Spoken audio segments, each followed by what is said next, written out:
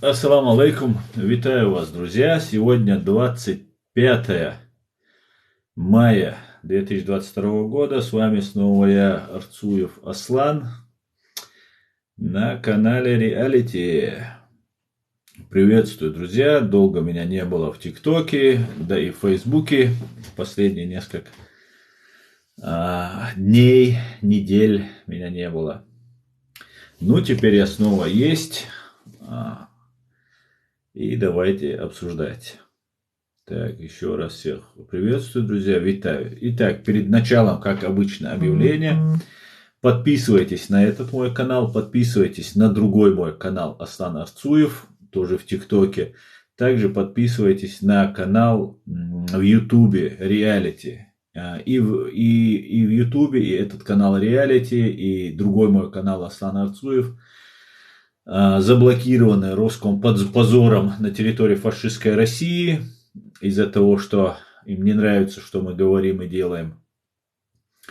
Поэтому, если хотите быть в курсе всех новостей, то подписывайтесь. Так, чуть-чуть отвернем, чтобы не отсвечивалось. То и также можно сказать по поводу, то же самое можно сказать по поводу TikTok моего канала. Этот канал висит прям на волоске, много жалоб, видимо, поступает, и может быть в любой момент тоже забанен, потому что гибнявые тролли постоянно пишут жалобы и всячески пытаются помешать нам доносить правду до людей. Ну, а теперь начнем. Итак, смотрите, сегодня 25 мая 2022 года Генеральный штаб Вооруженных сил Украины информирует, что с 24 февраля 2022 года на территории Украины уничтожено 29 450 русских оккупантов, 1305 танков, 3213 боевых бронированных машин, 606 артиллерийских систем, 201 РСЗВ, 93 засобы ППО, 206 самолетов, 170 вертолетов, 491 БПЛА оперативно-тактического уровня, и крылатых ракет сбито 112, 2218 автомобильной техники, цистерн уничтожено, 13 кораблей и катеров, 44 специальной техники. Слава Украине, могу сказать по этому поводу. Героям слава. Вот такие вот хорошие дела на фронте обстоят. Конечно же, это не обходится без потерь с нашей стороны. Есть потери, конечно же, на войне по-другому не бывает. Искренние соболезнования родным и близким. К большому сожалению, много людей погибает на войне. Но мы верим, что эти жертвы не напрасны. Мы верим в то, что Украина выстоит и победит фашистскую Россию. И после этого зайдет солнце свободы над всем постсоветским пространством. Так, ассалам алейкум, Амир, ва алейкум ассалам. Приветствую вас, друзья. Всем рад. Украина и Ичкерия похоронят фашистскую Россию. Так, ассалам алейкум.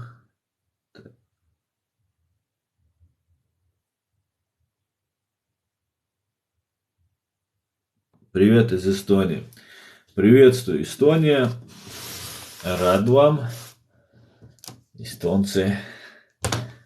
Наши люди. Задавайте ваши вопросы. Сегодня в 21:00 по Берлину в Ютубе у меня будет стрим на чеченском языке. Буду возобновлять свои стримы. Ну вот, будем потихонечку разоблачать путинско-фашистскую ложь. Так, нам пожаловал фантазеры. Кто ты, воин, Бостонче? Орти Асландеон. Так. Пользователь поделился трансляцией. Правильно, делитесь трансляцией. Ставьте лайки, друзья, распространяйте. Дик Урунбокуду.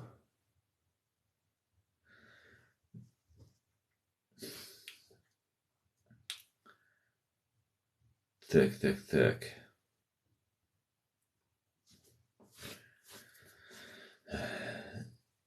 Дик Юрун Бок. Я думаю, Бостон.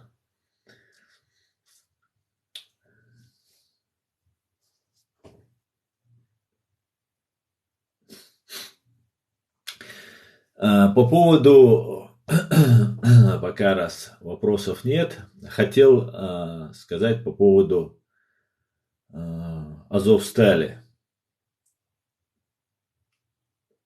Ерунду.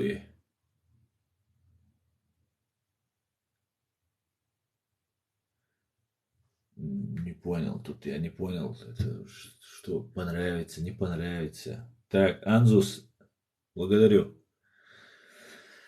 Так, по поводу Азовстали, друзья. Я на самом деле такие двоякие чувства могут быть у кого-то по поводу сдачи в плен защитников Азовстали. И от какой-то степени, конечно же, их можно понять, но с другой стороны, я за то, чтобы эти люди остались живы.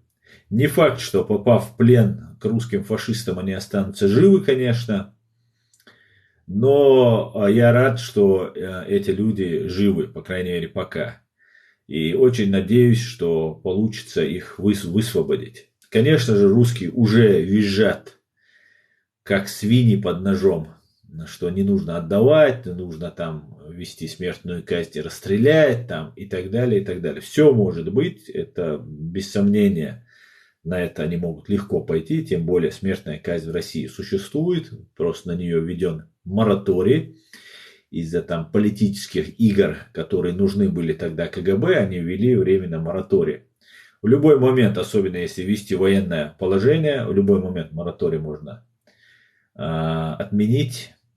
И, конечно же, смертная казнь будет применяться. Смертная казнь также будет применяться к россиянцам. Да? Сейчас украинцам тяжело, да? Воюют, несут потери. А буквально через какое-то время россиянцам будет, и россиянцам тоже, конечно, нелегко, но будет в 100 крат труднее, потому что русские террористы из КГБ, ФСБ начнут массовые репрессии. Репрессии массовые, они уже идут, имеется в виду из окружения, да, уже там круг, не афишируя поляну. Они уже давно зачистили, там особо и не было. Русские сами по себе разобщенные и слабохарактерные товарищи, которые не готовы. Ну, в первую очередь, это, конечно, из-за разобщенности. Если нет уверенности в своих соратниках, то, конечно, ни на что человек не пойдет. И тем более, чтобы там не делать, как бы не делать переворот и не менять власть, заменой одного Путина ничего не меняется. И вот эти массовые репрессии начнутся в отношении россиян. Имеется в виду окружение Путина. Да? Уже давно они об этом говорят. Им сейчас нужно остановиться. Их должны остановить. Они сейчас пытаются пробиваться сколько могут. Они это будут делать. Россияне, по большому счету, потери понесли немного. Особенность это касается русских. Потому что, русских из России, которые в основном убивают в Украине на этой войне. Первое место занимают по погибшим это Дагестан и Бурятия. Ну и другие национальные меньшинства, которые есть в России. Их посылают, но и основные потери это ДНР и ЛНР.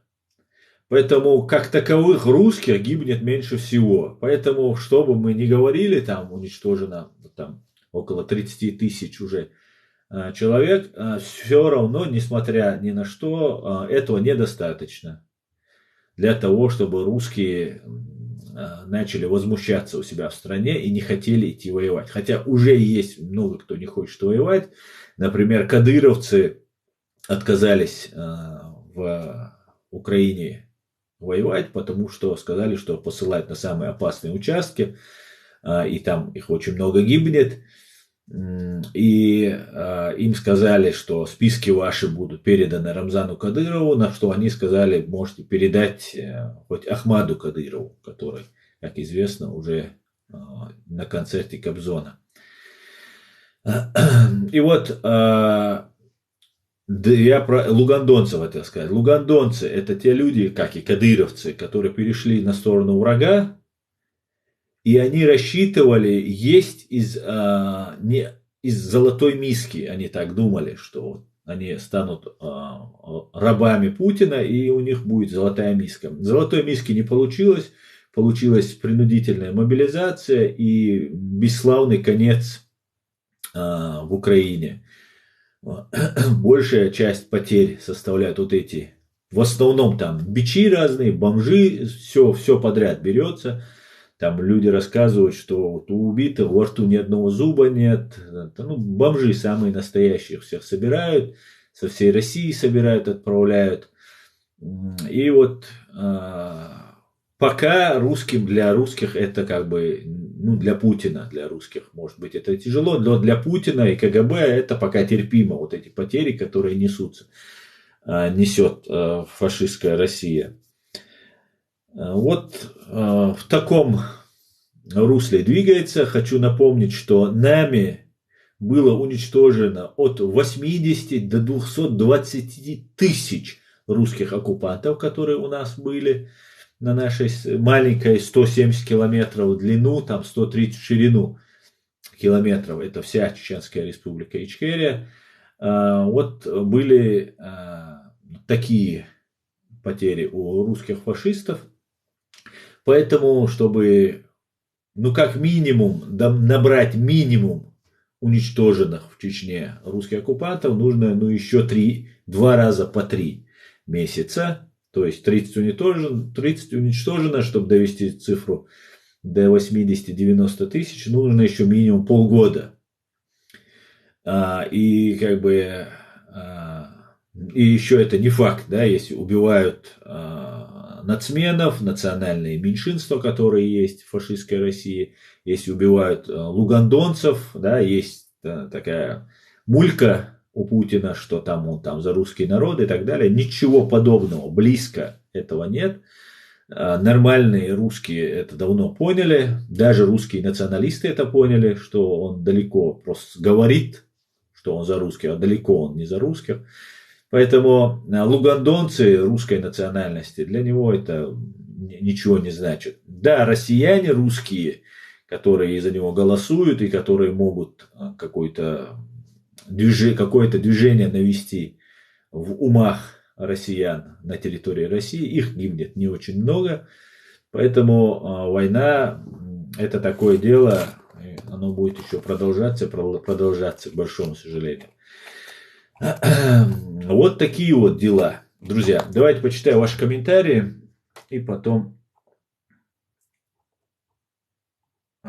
еще поговорим. А как использовать этот момент в нашу пользу, мистер Ночью? О чем ты говоришь, мистер Ночью? Я что-то пропустил. Типа что-то решает по Азовстале. Ахмад Сила. Говорит Абдурахман с русским флагом. Русским флаг и рядом волков ты поставил, Абдурахман. Тебе не стыдно, а? Русский флаг ты поставил. Эти русские под этим флагом тебя убили 300 тысяч. Ты не чеченец. Если ты чеченец, то ты потерянное колено, Дион. Бедолага ты, бедолага. Моя бабин висяк.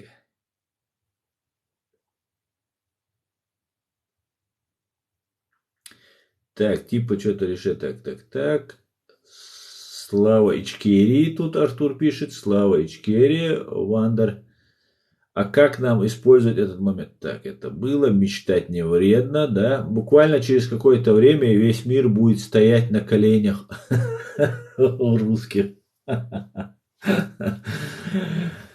Да, будет стоять.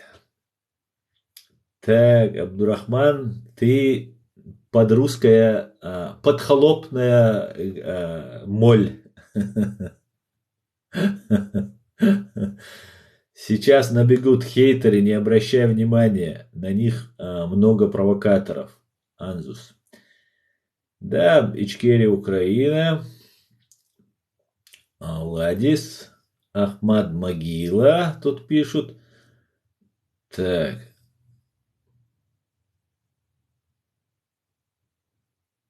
Подписался на ведущего. Так, подписался. Слава Ичкерии, Антоша. Молодец. Да, будет стоять. Так. Ну что, давайте, кто здесь? Кадыровец, если есть здесь. Заходи, Кадыровец, я с тобой хочу поговорить. А также я готов с русским разговаривать. Ну, с этим, который под-путински. Так. Но о чем говорить не очень приятно.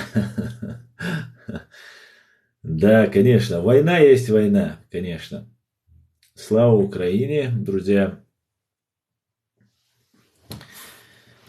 Так, давайте я немножко включу свет, чтобы вам меня было видно лучше. Так, где мой флаг Ичкерии? Почему он спрятанный? Вот он, мой флаг Ичкерии, да. Не любят они, правда. Да, Ансур, не любят. Для них правда, как для вампиров или для оборотней, солнечный свет. Бедолаги, бедолашки. Слава Украине, русский мир, порванный Дон-Дон. Героям слава, героям слава. Только что читал сейчас страницу в Фейсбуке ЗСУ Генштаба, и огромное количество оружия поставляется. Это просто невероятно, друзья. Это просто очень круто. И это оружие останется у Украины. Это супер круто, друзья. И без сомнения, Украина выстоит. Летом может закончиться война. Я не хочу, конечно, расстраивать Кирилл Вегас, не хочу расстраивать, но я так не думаю.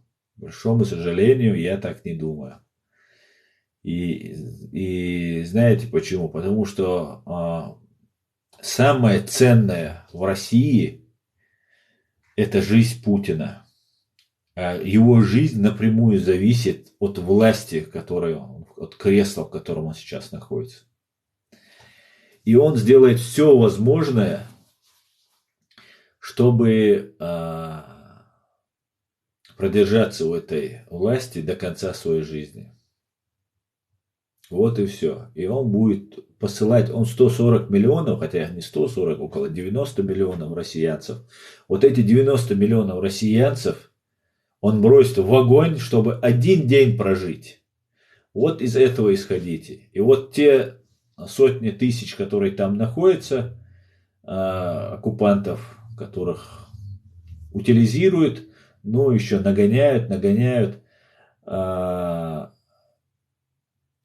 Их нужно всех утилизировать для того, чтобы война закончилась. Они не будут выходить оттуда таким образом. Они будут занимать позицию, они будут окапываться. Сейчас орудия, дальнобойные орудия подтягиваются, уже их много поступает. Есть загвоздки, доставка, оружие идет. Вот Залужный сейчас благодарил американцев за поставки. Вот давайте послушаем, что говорит этот. Если ты кадыровец или مرحبا россиянин, حجي. السلام عليكم. валейкум салам, говоришь Where are you по-русски? from? I'm from Chechnya, Ичкерия. You in Germany? Yeah, yes. Ладно, Kannst du Deutsch? Бисен. Давай, чус. يلا السلام عليكم. Валейкум салам. Так, правда, что у Путина рак? Этого я не знаю, зато так, а мне не интересно, что и дети, что интересно, когда же он умрет. Слава Украине, слава свободной Ичкерии, героям слава. Вы же следующий под Америку. Так, интересно, когда же он умрет? Большому сожалению, друзья, я, конечно же, оптимист и всячески поддерживаю Украину, но правду нужно говорить. От смерти Путина ничего не изменится. Изменится на время, может быть. Придут люди, которые скажут, да, Путин плохой, как тот же Хрущев, который пришел после Сталина, который вместе со Сталиным репрессировал и убивал людей, потом все свалил на Сталина и как бы остался чист. Это ему не мешало быть врагом Америки, врагом цивилизованного мира, врагом Запада, грозить им атомными ракетами и так далее, и так далее. И Россия, Советский Союз развалился только лишь там через 50 лет, да, через 40 лет, 30 с чем-то лет, да, в каком году умер Сталин, грубо говоря, почти через 38 лет развалился Советский Союз.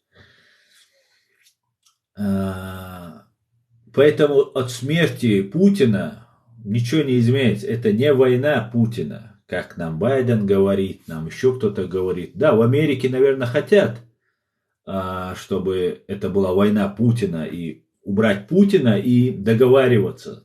У них там есть, наверное, свои товарищи в России, и они были бы не против с ними дальше делать свои дела. Но это не так.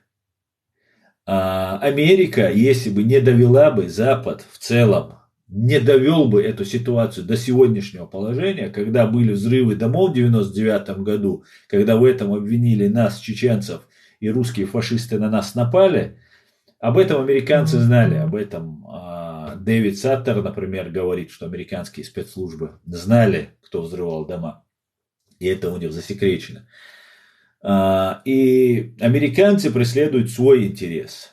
Да, Америка, она многогранна, там много есть разных людей, разных точек зрения, но они преследуют свой интерес. Они не хотят, они хотели бы, чтобы все осталось как есть, чтобы убрался Путин, выбрали бы какого-нибудь там лояльного им человека, и как бы все наладилось. Но так не будет, к большому сожалению. И почему эта война не Путина, самое главное. В 1995-1996 году Джохар Дудаев, генерал советской армии, который знал секреты фашистского Советского Союза, тогда об этом говорил. Он не был пророком или шейхом, предсказателем. Он просто был человек осведомленный, генерал советской армии, и ко всему этому очень такого неординарного склада ума человек был. И, конечно, он это все мог легко просчитать, и, имея определенную информацию, сказал нам об этом. Крокодил не может стать травоядным. Не могут русские стать другими. Они имперцы, они фашисты. Даже если Путин умрет, даже если какой-нибудь Навальный условный, который тоже готовится к КГБ, придет к власти, он, кстати, говорит, что Крым не бутерброд там и так далее, но на какие-то уступки придется пойти, там отдать часть Луганска, Донецка, Крым оставить себе там и так далее, и так далее. Это будет все фигня. И рано или поздно через свою агентуру, через другие возможности, которые у них имеются, русские опять придут с войной в Украину.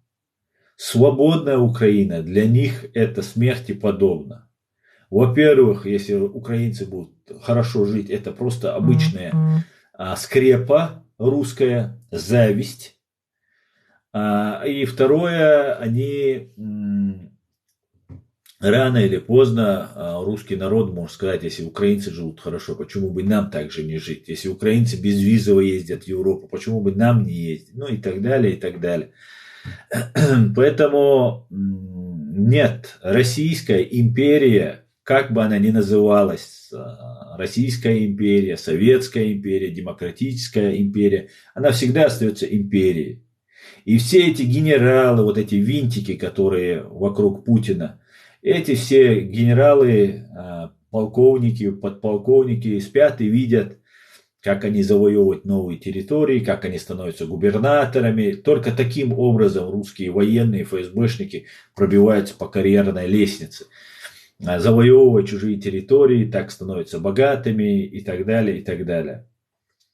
Поэтому дело не в Путине, дело не в смерти Путина. Умрет Путин или не умрет. Нет. Даже страшнее Путина там есть человек, который убил, наверное, больше, чем Путин. Это Николай Платонович Патрушев. Этот человек страшный людоед. Я его называю русский Фредди Крюгер. Который убивает русских же. И русские молчат. Это очень такие... неисправимо это все. Только военное поражение, только победа и флаг Украины над Кремлем может гарантировать Украине свободу и независимость. А это все возможно сделать. Это все возможно сделать. Так, мне все больше и больше кажется, что Путин агент Запада. Такая конспирологическая версия, она тоже имеет место быть, конечно же, да, об этом давно писали, очень давно об этом писали, я об этом давным-давно читал. Вероятно, в какой-то степени, какое-то время, какие-то соглашения у Путина, возможно, были. Возможно. Но вот то, что он сейчас делает, он делает во вред Западу, во вред Америке и Великобритании. Я не думаю, что он его агент. Что он агент Запада. Россия худшая страна в мире. Да, именно так. Ты тоже пациент Кадырова. Присоединяйся к Давиду Касаткина. Влад, по-русски писать научись. Скажите, кого вы увидите во главе в Чеченской Республике после Дон-Дона? Вопрос немножко неправильно поставлен. Потому что не после Дон-Дона. Дон-Дон, давайте вот разберем, кто такой Дон-Дон. Я неоднократно разбирал, еще раз. Дон-Дон это шарик, надутый шарик, за которым прячутся гибнюки. Путин, Патрушев и все остальные. Все преступления, которые они совершают скрываясь за именем Кадырова. Возьмем, давайте на примере Медведчука. Человек, можно сказать, самый такой высший класс входил в Украине, да, в верхние эшелоны власти он входил. Его сейчас задержали. Как вы думаете, почему Путин и фашистская Россия за него не беспокоятся? Наоборот, уничижительно Соловьев, там разные Скобеевы отзываются. По-моему, Соловьев это сказал, или кто-то там еще в их программе, я слышал, сказал, что мы офицеров на рядовых не меняем. Офицеров украинских на рядового Медведчука. Мы офицеров на рядового не меняем. Чтобы было понятно, что такое, есть гибня, есть КГБ, НКВД, ВЧК, ЧК там, и так далее, ФСБ. Вот у этой банды, это новое дворянство в России, так они себя преподносят, так их называет Патрушев, есть агентура. Эта агентура, она миллионная армия. Миллионная армия вот этих агентов в России. Ну и в Украине, как выясняется, тоже. Так вот, самый рядовой КГБшник не стоит самого крутого действующего офицера. КГБ, ФСБ не стоит самого крутого гибнюка, агента, стукача завербованного. Поэтому к Медведчуку такое отношение. Поэтому он рядовой, которого не меняют на украинских офицеров. То же самое можно сказать на нерусского Кадырова, хотя Медведчук тоже не русский, но как и Медведчук, Кадыров очень близко подтянут к Путину. Медведчук кум, да, Путина, Кадырова он называет сыном, сыновьи чувства он как, ну, свои эти ГБшные вот эти, лесть, обман там и так далее. Поэтому Кадыров ровным счетом не стоит и ничего. Вот, да, нам постоянно навязывают, очень много работы проводится по этой теме, чтобы убедить нас, что Кадыров какая-то независимая фигура. С его уровнем образования, его с уровнем интеллектуального развития Кадыров не смог бы ничем управлять, даже маленькой деревней. Не говоря уже о том, что целой республике, послевоенной республике. Конечно же, это полностью управляемая марионетка, и ничего из себя он не представляет. И сейчас, когда воюют, смотрите, 200 тысяч в Украину вошли войск, а показывают там несколько тысяч, нам несколько сот мы максимум видели, даже несколько десятков кадыровцев. Все это время информационный фон забивается вот этими кадыровцами. Для чего это делается? Если бы Украина не выстояла бы, и сразу же бы вот этот парадный марш, они дошли до Киева, взяли Киев и так далее, вы Кадырова услышали бы поскольку. Как только начались проблемы, мы увидели Кадырова и кадыровцев. И из 200 тысяч, несколько тысяч кадыровцев делают всю погоду, как будто все войны принимают участие, все боестолкновения ведут они в Украине. Хотя на самом деле их задача, большая часть, это карательные функции. Они идут сзади и зачищают территории, которые прошли уже вооруженные силы банд армии России. Поэтому Кадыров это ноль, без палочки. Но это еще не все. После Дондона был вопрос, кто будет. После Дондона будут, если, опять же, вопрос не после Дондона, а после деоккупации нашей страны. Как только фашисты покинут нашу страну, мы изберем себе президента и парламент. Вот, у нас честные выборы всегда были, пока туда не пришла Россия. Выборы президента Дудаева, выборы президента Масхадова всегда были честными. И господин народ скажет свое слово, и кого он выберет, тот и будет у нас 5 лет президентом. Получается, отца убили хозяева Рамзана? Да, совершенно верно. Кадырова, Ахмада убили русские. Я полагаю, это был Путин с Патрушевым.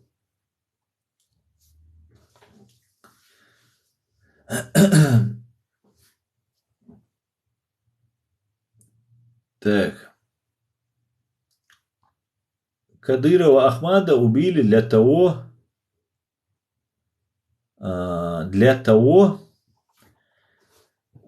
чтобы вот этот необразованный агент Кадыров им было легко управлять. Кадыров предатель Чечни. Кадыров предатель и его отец и сын предателей века. Такой измена в каждом народе есть. Раз мы так говорим, там для нас это очень сильно задевает. Это должно задевать любого человека, если из вашего народа появляются предатели. Но у нас такого предателя у всех, чтобы никто особо не злорадствовал по этому поводу, могу сказать, что у всех народов были такие предатели. У нас теперь они тоже есть. Такие подлые, такие ничтожные твари. Поэтому Кадыров, конечно же, предатель. Дудаев был террористом. Дудаев был таким же террористом, как Владимир Зеленский, нацист, бандеровец и фашист. Бандеровец, я чечено-бандеровец. Поэтому, скажем так, как Зеленский какой-нибудь отмороженный нацист. Конечно, не был. Джохар Дудаев был западником. Джохар Дудаев был высокоинтеллектуальным человеком, высоконравственным, добрым, отзывчивым, несмотря на то, что он был военным. Человек, который любил свою родину и свою страну. И никогда не совершал никаких террористических актов. Свободу Ичкерии без Дондона. С Дондоном она не может быть свободной. Без фашистской России. Да. Украина сможет вернуть Крым? Абсолютно, 100%, Кирилл. Украина 100% восстановит полный контроль над своей территорией. Конституционный порядок будет восстановлен на всей территории Украины. В этом нет ни малейшего сомнения. Более того, Украина будет еще помогать деоккупировать Чеченскую республику Ичкерия. Дай бог, дай бог. И Украина станет ведущей страной на постсоветском пространстве, чему я буду очень рад и прилагать максимум усилий, чтобы Украина стала ведущей страной на постсоветском пространстве. Да будет так, да будет так.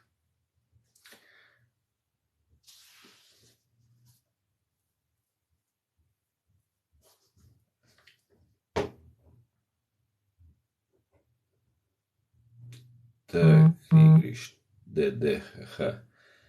Как ты относишься к русскому народу? Я к русскому народу отношусь очень хорошо. Вот я просто называю преступников преступниками, и они по большей части русские. Но и к русским, как людям, по отдельности, если взять, очень даже милые люди. Когда они объединяются в стаю, имперскую стаю, вот это опасно. И я отношусь плохо к русским имперцам, к фашистам, как я их называю. А с русскими всегда были хорошие отношения, дружил, но, конечно же, относился с презрением к тем, кто одобрял войну против моей страны и одобряет войну сейчас против Украины. Вот к ним я отношусь плохо. Пан Аслан, привет из Львова. Пан Аслан, привет из слава Украине. Давно вас не чув. Витаю, юзер. Героям слава. Да, я какое-то время не был в ТикТоке, да и в Фейсбуке были дела. Не мог какое-то время выходить в эфир. Сейчас буду почаще выходить. Кстати говоря, этот наш стрим, я его сохраню и выложу у себя на канале в Ютубе. Реалити называется мой канал. Аслан Арцуев. Реалити. Найдете меня там. Слава Украине, слава свободной Ичкерии. Героям слава. Мы ждем этого дня. Да, мула, да, мула. I love Чечения land. Вы из Чечени? Да, Кирилл, я из Чеченской республики Ичкерии, временно оккупированной.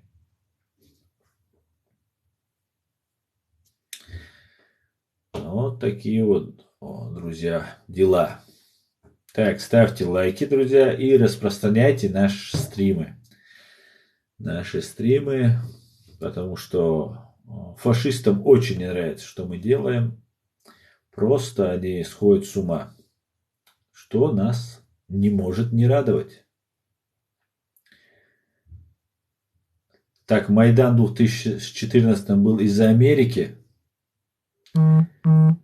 Нет, Майдан был из-за того, что украинский народ не хотел таможенного союза с деградирующими, КГБшными, отсталыми государствами, такими как Беларусь, Россия, Казахстан и так далее.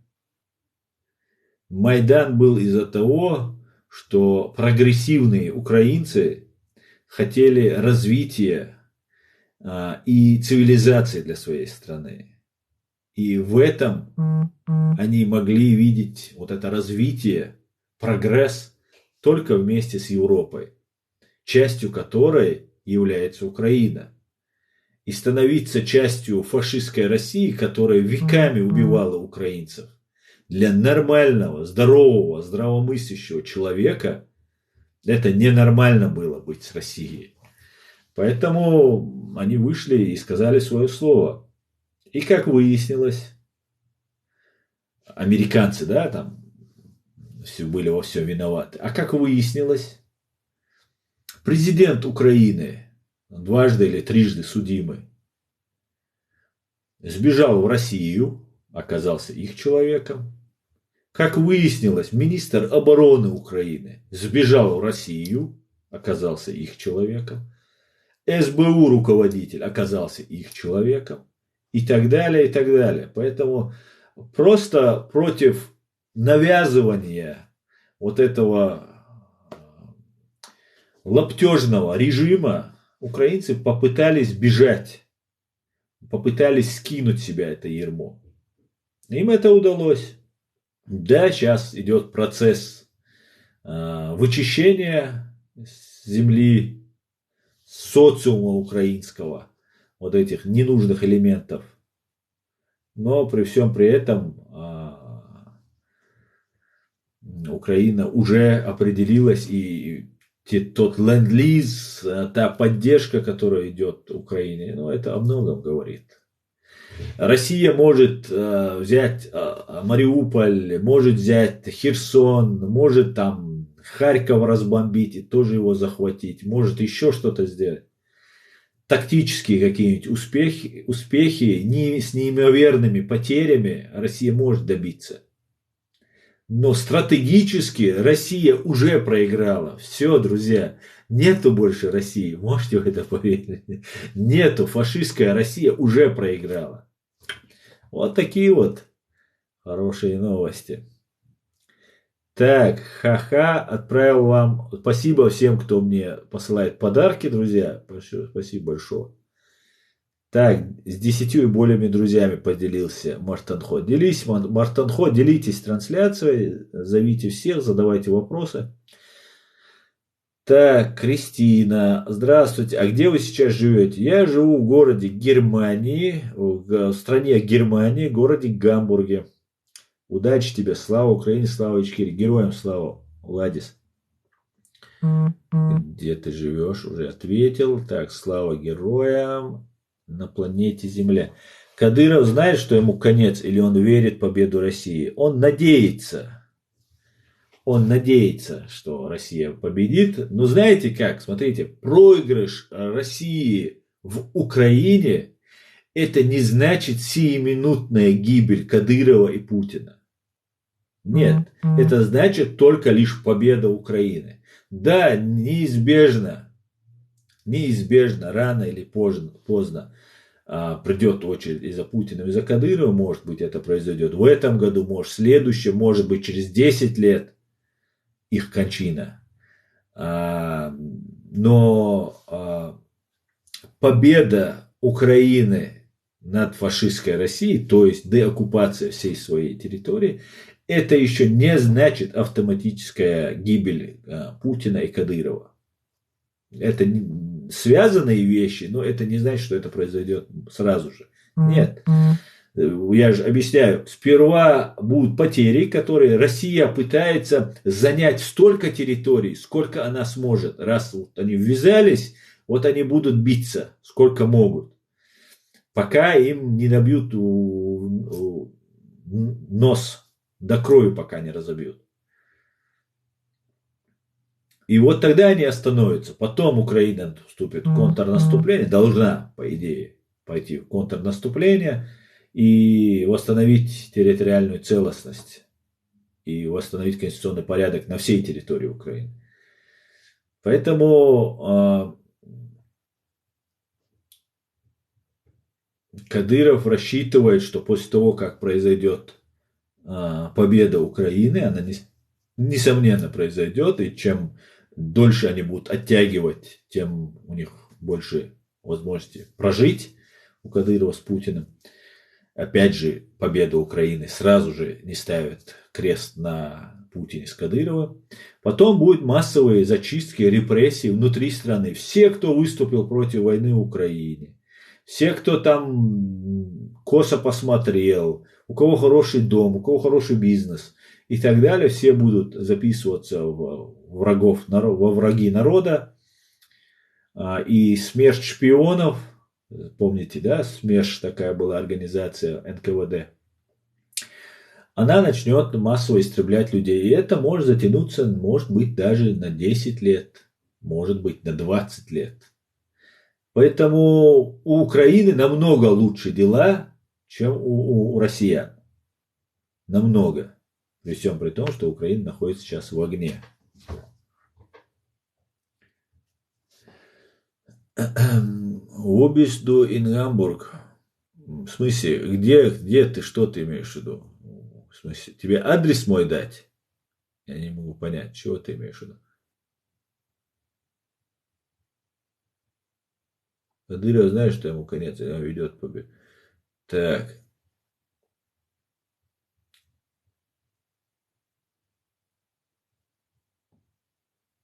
А если Украина пойдет в контрнаступление, и может ли Россия применить ядерный удар по Украине? Нет, не может.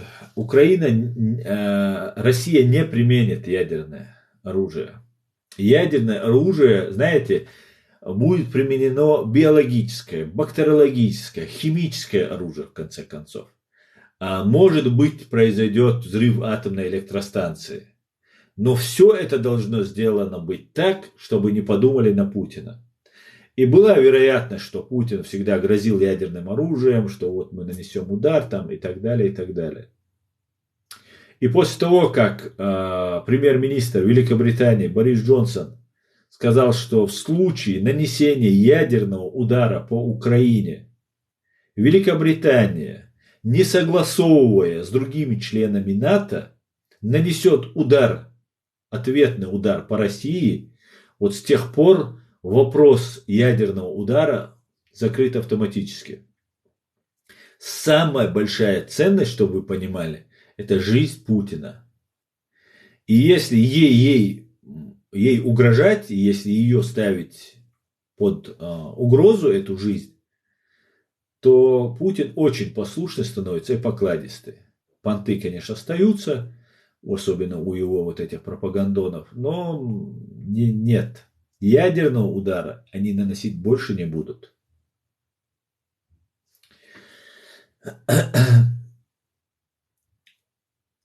Добрый день. Откуда такие новости? Какие именно? Ассаламу алейкум. Хауми телефон чухаусервай. Машуэль. Бусал бош. Ва алейкум ассалам.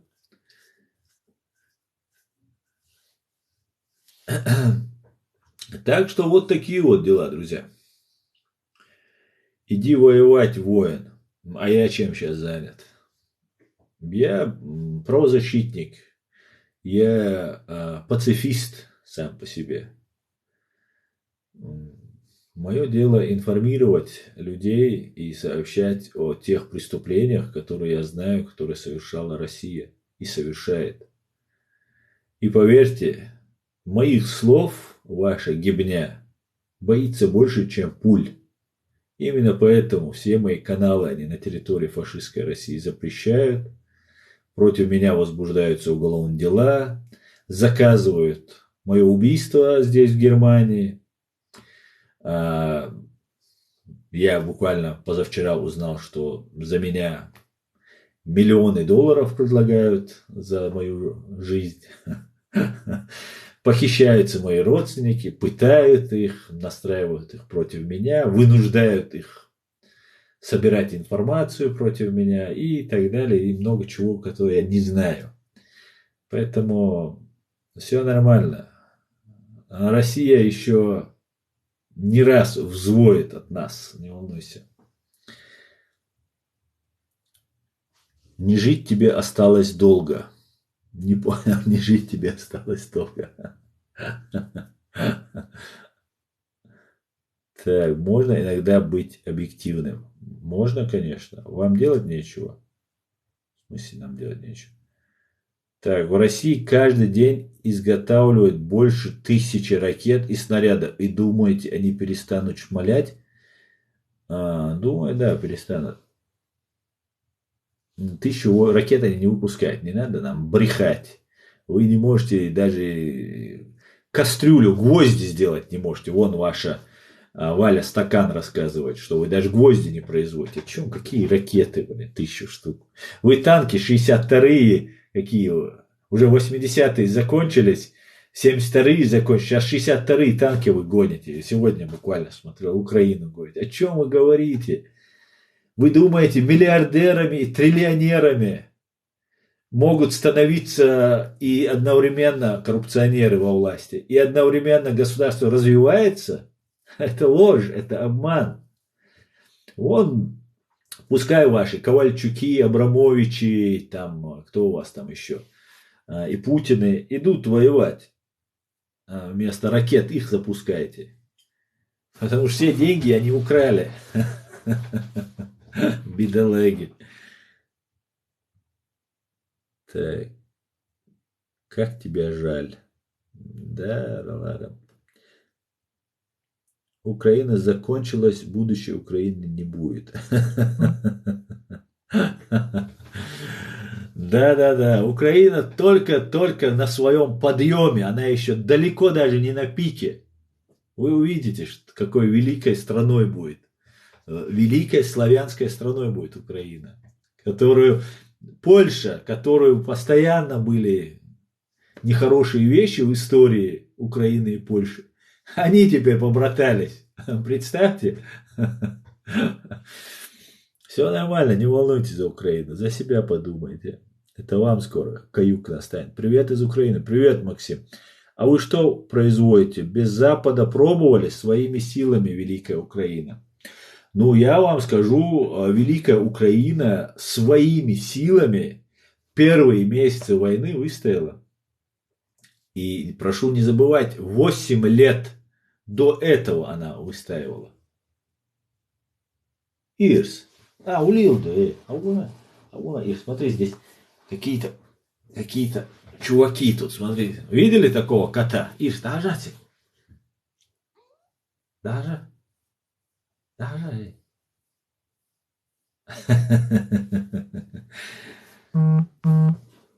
Так.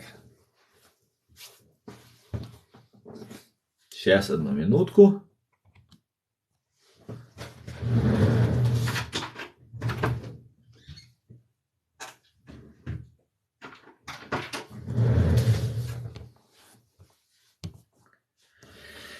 Так, вы чеченец, почему за Украину?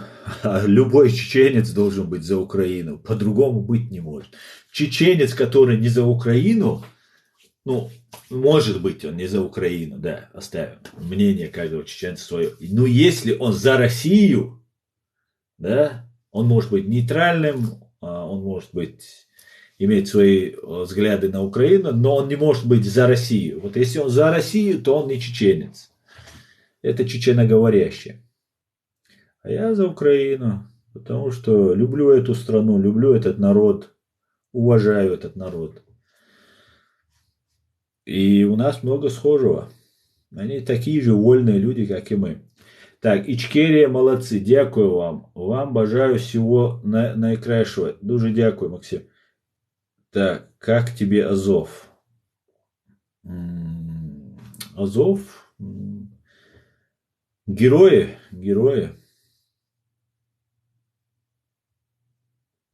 Джохар Дудаев сказал, что русским русизм падет. Оно уже именно так. Именно так. Так, как вы думаете, Россия будет существовать дальше? Кирилл, смотрите, Россия, знаете, когда разваливался Советский Союз, до развала Советского Союза, мы-то думали, что он еще существует, а уже когда выводили войска из Афганистана, Россия уже Советского Союза не существовала. То же самое я могу сказать про Российскую Федерацию. Российская Федерация в нынешнем виде уже не будет. Никогда. Никогда. Все, это дело времени. Да, Путин может сохраниться у власти уже после того, как Россия разойдется на части. Определенное время, имея свои банды, имея там какую-то там защиту и так далее, и так далее. Но фашистская Россия в том виде, в котором она есть, она уже не существует, эта Россия. Так.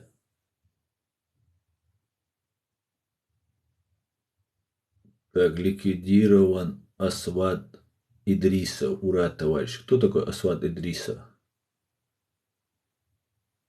Кто такой Асвад?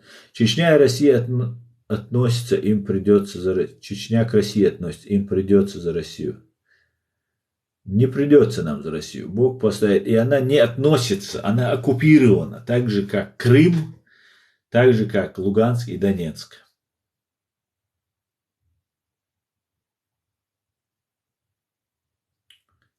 Так, я сказал, что так.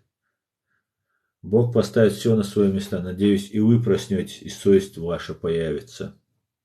Я не понял, а что, это ты мне, что ли? Так. Хоть кто-то сказал, что Азов герои. Много кто говорит, что Азов герои. А разве не геройство 3 месяца защищаться при полной блокаде? Это, мне кажется, дорогого стоит. Это такие 300 спартанцев.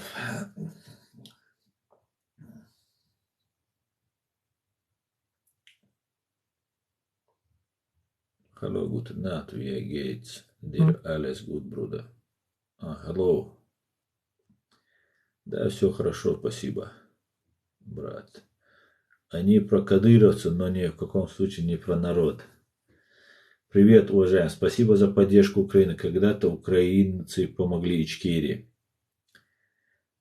Да, 12 или 14 человек, Сашко Белый, Беркут из УНА-УНСО у нас были. И в военном плане 12-14 человек немного могут сделать. Но в политическом и вот в сегодняшнем, да, какие дальновидные эти люди были. Я слушаю Сашку Белого, Александра Музычка, что он говорит, как он говорит. И только сейчас до меня, за 40 лет человеку, доходит то, что он тогда говорил, там, 20 с чем-то летний пацан. Это говорит, в политическом смысле это большой шаг был, который они сделали. И сегодня то, что сейчас чеченцы воюют в Украине, 1000 чеченцев уже в Украине, это говорит именно о том, что сделали тогда Сашко Белый со своими товарищами. И это останется в нашей истории, украинцы. Сегодняшний день, сегодняшнюю войну, через 20 лет, 30 лет, 50 лет наши дети, наши внуки будут об этом говорить. И это очень хорошо. Фашистской России не будет. Мы будем добрыми, хорошими соседями.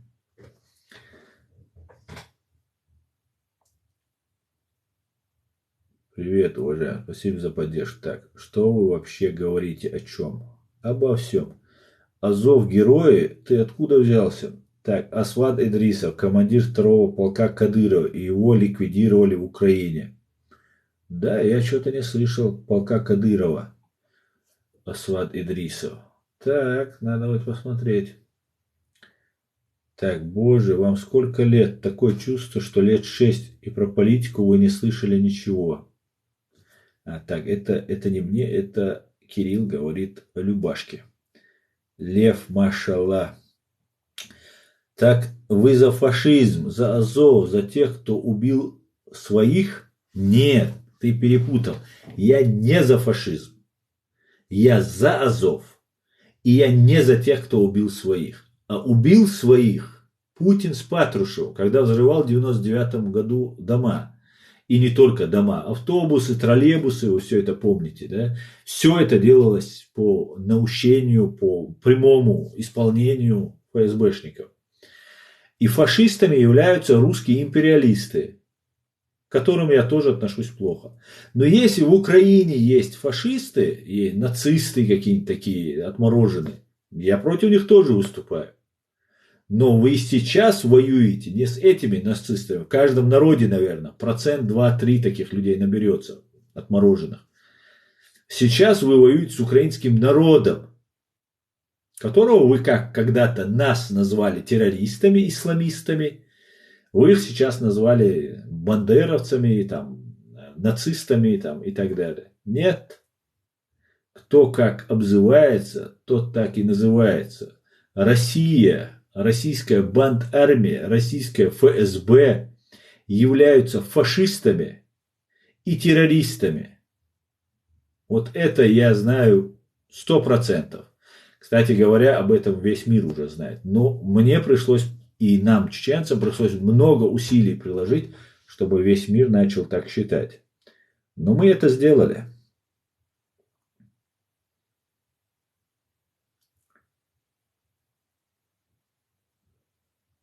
Так. Как ты можешь называть Азов героем? У каждого второго свастики. Привет из Молдовы. Ну, во-первых, я не видел у каждого второго там свастики. Раз.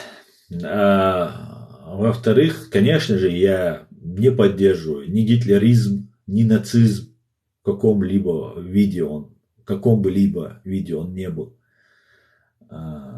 Ну, ребята, националисты, любят свою страну. Разве без тех, кто любит своих патриотов, националистов?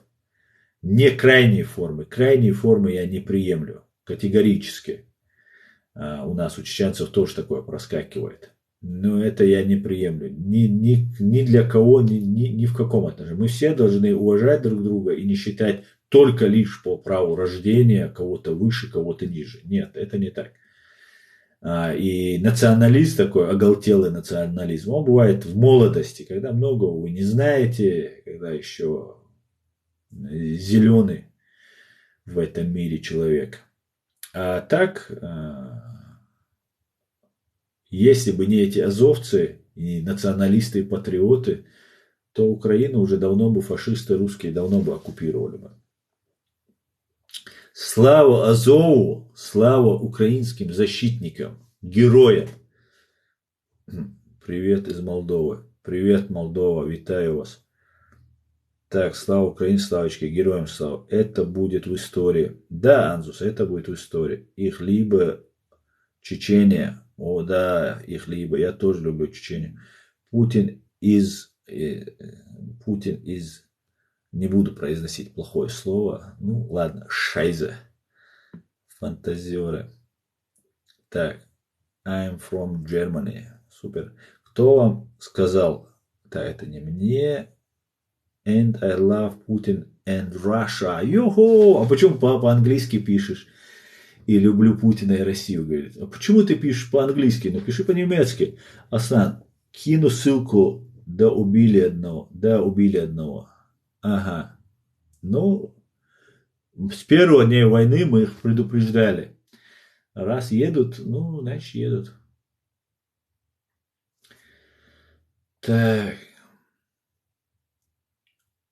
Азов из-за агрессор говорит. Ну как у вас в голове укладывается?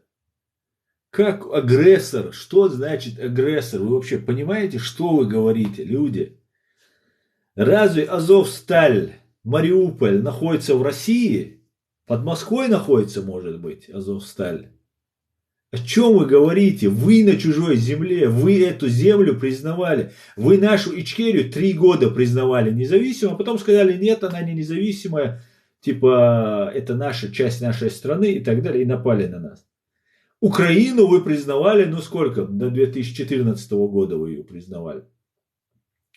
23 года вы ее признавали. А потом сказали, нет, на самом деле вы, Россия, не состоявшееся государство. Вы не смогли создать государство. Понимаете? Вы других учите, а сами ничего не можете. Вы не смогли у себя установить нормальные, свободные, демократические выборы. Просто выборы, чтобы можно было избирать. Ни судебной системы, ни правоохранительной системы. Никакой системы в России нормально не функционирует. Это все как бы квази, имитация, симулякры вы создаете. Как Гибня и умеет. Она только это и умеет, потому что власть принадлежит России Гибне. Поэтому агрессором Азов никак не может быть. Никак он им не может быть, этим агрессором. Агрессоры вы, признавая 23 года чужую страну чужой страной, потом взяли и напали на нее. Ну, это нормально? Вы посмотрите, кто ваши друзья просто. Вы про каких-то нацистов говорите. Северная Корея, Иран. Вот там нацисты, фашисты, узурпаторы власти находятся у власти. И это ваши друзья. И вы, и ваша Россия, такая, она хуже, чем Северная Корея и Иран вместе взяты. Я не понимаю, почему с вами так долго дружили. Все эти страны, в том числе и Украина. Так, ну ладно. Просто мы не смотрим. Так. Азов это 300 спартанцев нашего времени. Да, именно так. Так. Ты веришь западным новостям? Конечно, да. Я понимаю, что там тоже бывает иногда пропаганда, что не все так идеально в этом мире. Да и вообще это сама эта земля, вообще эта жизнь, она не идеальна. Здесь вообще оказывается столько плохого происходит в этом мире, столько плохих людей. Но одно дело где-то приврать, где-то вести свою пропаганду, где-то не договорить. А другое дело вот это оголтелая ложь, абсолютная, стопроцентная ложь. Ложь, построенная на лжи, отрицающая абсолютно, стопроцентную правду, стопроцентную истину. Это только может Россия делать. Поэтому русским, россиянам, про пропаганду, про ложь, про разные другие вещи, вообще про нацистов, которые у вас даже самый главный оппозиционер Навальный, это тот же нацист и фашист. Это просто ужас. Я тебя поздравляю. Так, это не мне. Так, Окси, спасибо большое. Салам алейкум, брат из Казахстана. Алейкум салам, брат. Казахстан, приветствую. Вас неприятно даже слушать. Вы мало чего знаете, только говорите то, что вам нравится. Надежда. Ну почему же, Надежда? Почему же? Я, поверь мне, знаю, о чем я говорю. Немножко подковался я за свои годы в вашем вопросе. Правильный национализм должен присутствовать. Спасибо вам за правду. Скорейшей победы. Дякую. Не у каждого второго, а у всех. Ты что, слепой, не видишь азовцев, в каких они наколках? Ну, ты видишь только то, что тебе показали. Что за бред ты тут рассказываешь? Наколки и свастики это не совсем одно и то же, я тебе хочу сказать. Свастику я увидел только у одного человека или у двоих, которых они показали. Причем они их показывают, эти выходят, тот, который из Азовстали выходит, разрушенные там, ну, фон такой, да, разрушенные здания, там травка где-то растет. А со свастиками показывают уже в кабинете других. Ну, это русская пропаганда может все что угодно сделать. Но даже если бы у кого-то там из тех, кто находится в Азовстале, была бы свастика, ну, и что? По молодости наколол, еще что-то сделал. Там может быть и сумасшедший человек среди них.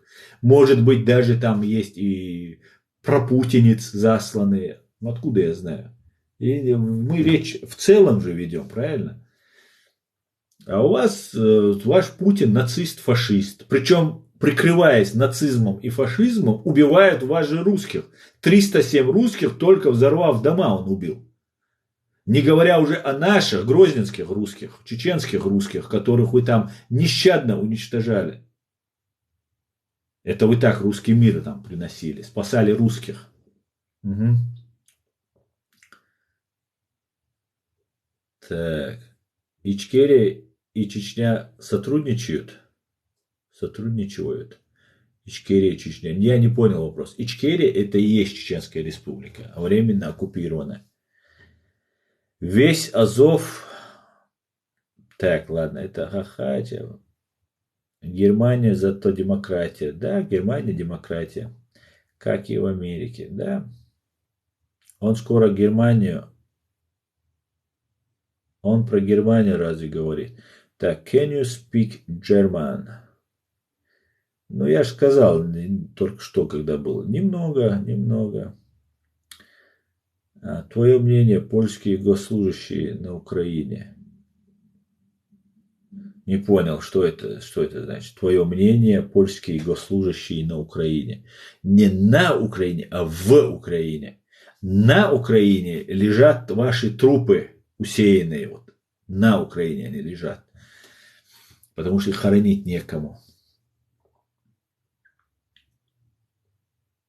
У меня к вам вопрос. Украина, когда вернет свои земли, дальше пойдет? Кирилл, я не знаю. Я очень на это надеюсь, что Украина породила эту Россию, она ее отпоет. Я очень на это надеюсь. Ну, конечно, решать это не мне, а президенту и вооруженным силам Украины.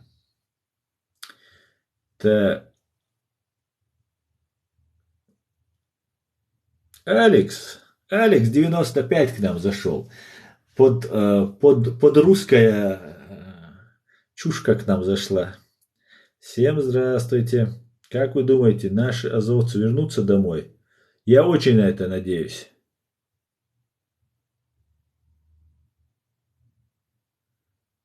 Так. Ну, набежали к нам любители. Рабы набежали к нам. Любители тех, кто их убивает. Путина они любят. Слава Ичкерії, Україна за вас. Дуже дякую. Дуже дякую. Слава героям. Героям слава. Так. А как вы думаете, азовцев вернут домой? Очень болит за это. Вернут.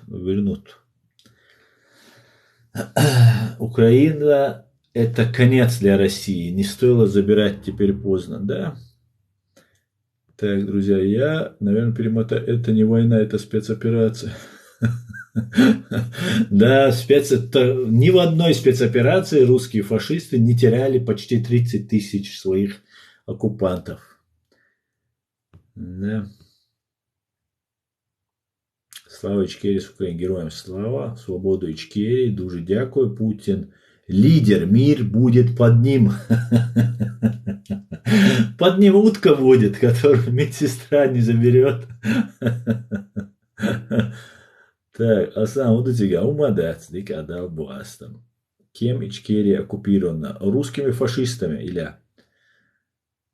Так, слава Украине, слава свободной Ичкерии, героям слава. Слава Украине, привет с Одессы, героям слава. Как вы думаете, Украина пойдет дальше? Я очень на это надеюсь, Кирилл.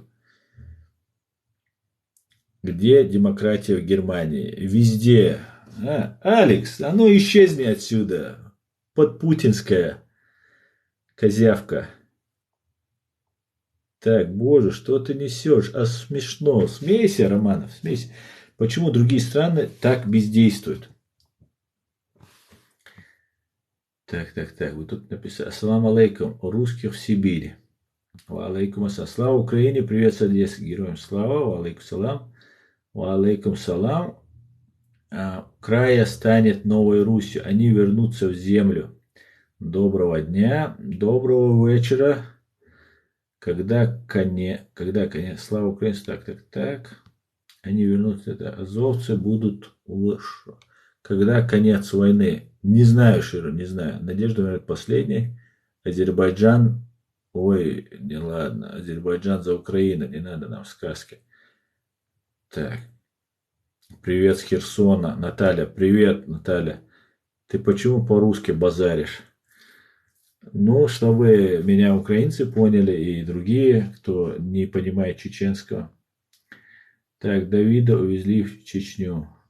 Давида увезли в Чечню. Что за Давид? Кого? Зачем?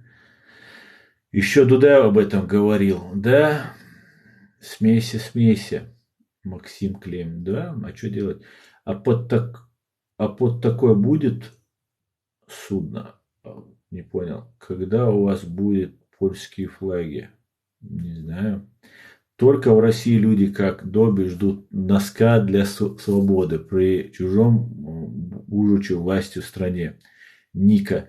Да, Россия. Знаете еще что бывало? Интересно. Разные русские, которые недовольны Путиным, говорили мне, чеченцу, которого они убили 30% от нашего народа, от граждан нашей страны, пережившему геноцид, говорили, блин, когда вы, вот вы, если захотели бы, свергли бы Путина, свергли бы это.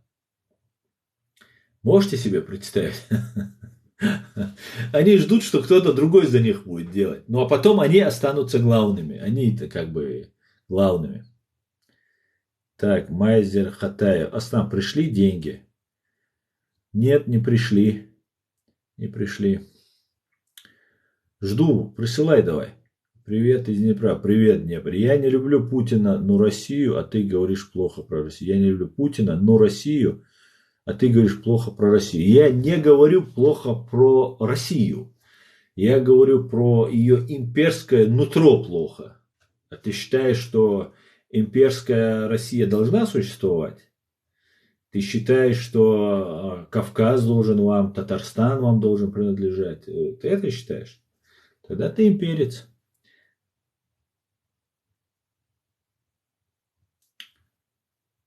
Так, пойдет даже так. 30 тысяч можно умножать на 2, а то и на 3. Нет, я не думаю, что погибших больше, чем 30. Там, может быть, конечно, немного больше, может быть больше, немного меньше.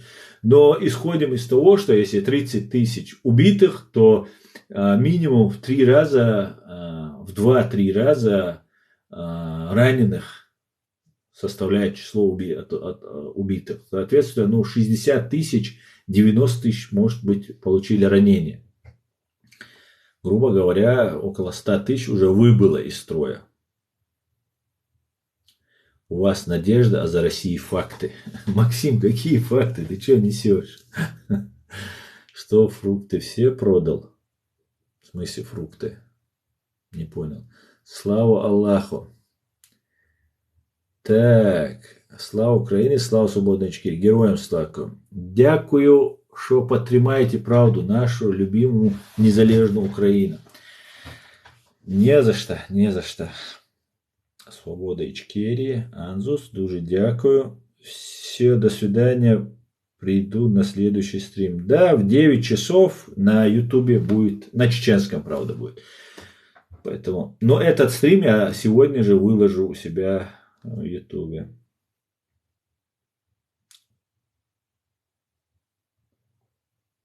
Так. Давайте я перемотаю, друзья. Извините, но я уже перемотал прапорочки. Так, этим флагом подвесить всех. Так. Расскажи про Азовсталь. Кадыров тебя не слышит. Юзер. Кадыров тебя не слышит. А что у него? Проблемы со слухом? Так, так, салам алейкум. О,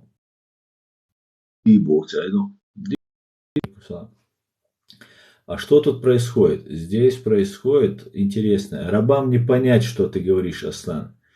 Да, абсолютно шудеда. Шудеда. Им не понять. Так, привет из Англии, слава Украине, героям слава, приветствую, Англия, приветик, здраво, имперцев в Сибири, да, только потому, что я говорю на русском, а далеко не русский. Где в Германии демократия? Не сыть, не знаешь, не чеши. Ну как не знаю, я вот здесь живу.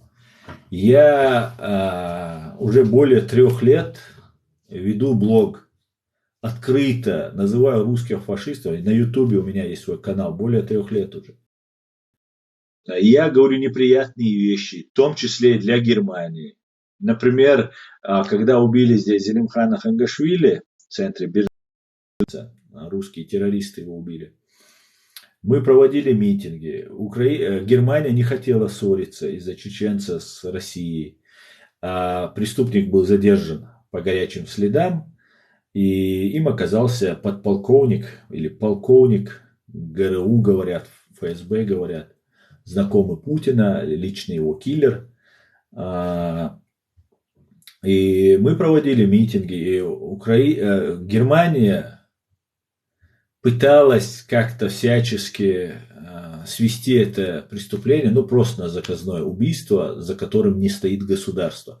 А если за этим стоит государство, то преступление считается политически мотивированным, оно приравнивается к террористическому акту, считается террористическим актом. И этим делом занимается уже не обычная прокуратура, а федеральная прокуратура. И мы добились этого, мы проводили митинги, мы требовали, мы призывали. Была такая пауза, 2 месяца, даже больше, или около того. Зависло это дело, не знали, кому что передать. Ну, мы вот проводили митинг, нам мешали. Нам устраивали провокацию, причем чеченоговорящие нам устраивали провокацию, чтобы мы не делали это. А немцы, вот я, смотрите, говорю все, что считаю нужным. Свобода слова здесь работает 100%.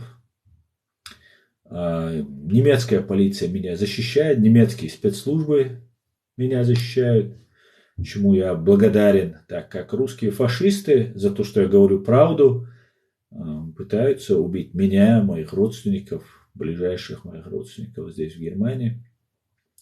Поэтому здесь, конечно, есть демократия, здесь есть настоящие выборы, здесь есть плюрализм мнений, разность, многосторонность, да, мнений, взглядов. Если нет этой демократии в Германии, то ее нет нигде, поверьте. И я знаю, что я говорю. Так. Не работают в Германии по горячим следам. Поймали этого террориста по горячим следам.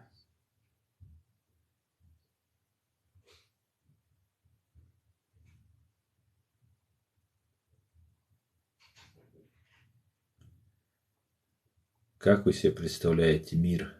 Да, простой такой вопрос. Мир я представляю зеленые океаны. Не работает в Германии по горячим следам. Так. Вы в Германии? Да, Инга, я в Германии. Уже убили бы, если бы нужен был. Про какой? Ну вот. Пробовали. Про какую демократию вы говорите? Так. И еще самое интересное, когда русские говорят о демократии, вы не знаете, что такое демократия. Вы ее не видели никогда, не слышали про нее. Для вас демократия – это лоховство. Если можно обмануть на выборах, и если кто-то идет честно на эти выборы, если там все честно происходит, значит лохи. Вот как вы это представляете. Путин вас обманывает. Подделка, подтасовка, все бюллетени, голосование проходит нечестно. Ну просто обман на обмане. И это вас все устраивает. Это наоборот круто, вы считаете. Видите, какой Путин крутой. Он всех обманул, всех объегорил. Вот так вы говорите. В России демократии больше. Да, конечно, в России демократии больше. Мерседес производит Россия. Илон Маск, кстати говоря, россиянин, просто он сейчас шифруется. Ну, конечно, все правильно. Успокойтесь, через полчаса к вам зайдет врач и сделает вам укол. Идите к себе в палату. Здравствуйте, давно живете в Германии? Нормально живу. Видимо, я в другой Германии живу. Ну, езжай в свою Россию тогда. Что тебе мешает? Заставляет жить в этой плохой стране. А что такое демократия? Ее на самом деле нет. Нет? Путина нет. Демократия есть. Я живу в Германии. Молодец. А рабы пришли из Вильнят в Вильних. Да-да-да, Марина. Они понятия не имеют о демократии. Конечно, не имеют. Для них демократия это то, что им Путин скажет и КГБ. Это их демократия. Зачем там сидишь? Приезжай здесь, говори, бодгаблучники, вы за деньги все продадите. Бодгаблучники. Да, по-русски ты писать не очень умеешь.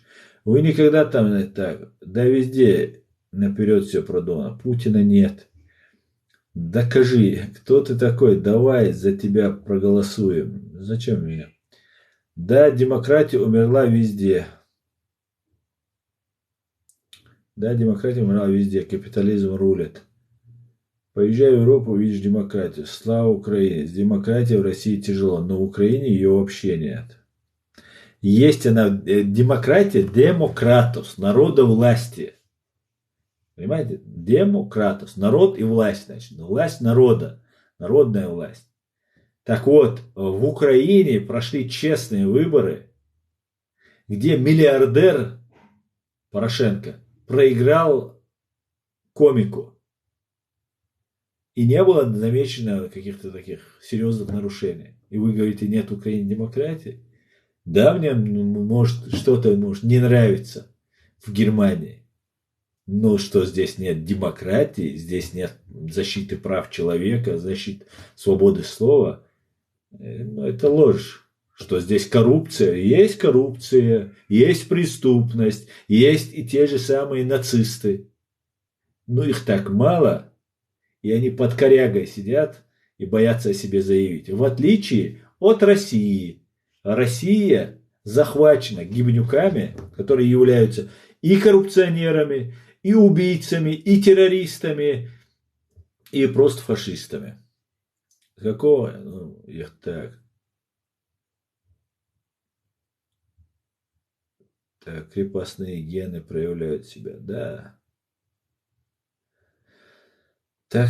Ассаламу алейкум, массу нохчи дал аттубал. Ва алейкум ассалам. Амин. А с чего здесь флагами веять? Ты немец? Так. Я имею право здесь жить. Это моя историческая родина. Да, я знаю вашу историческую родину. Если ты считаешь, что здесь не демократию, езжай там, где есть демократия. В твоей исторической родине России она тоже есть.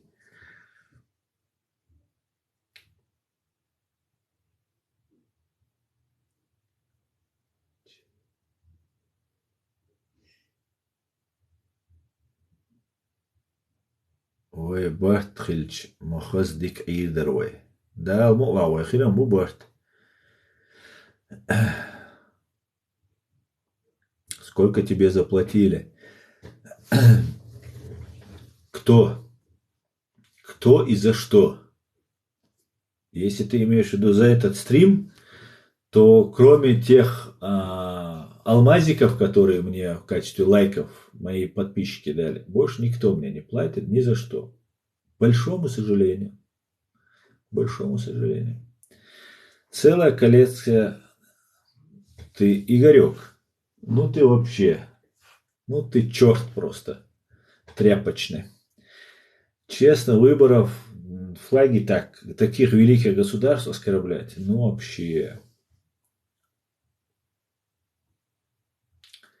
Где родился? Где родился, там и пригодился. Город Грозный, Чечено-Ингушская АССР. Так, ты сам как тряпка, говорит Леонидович. О, Леонидович, спасибо. Чеченец, самый что ни на есть. Всем привет из Украины. Витаю, Украина. Витаю вас, Украина. Так, друзья.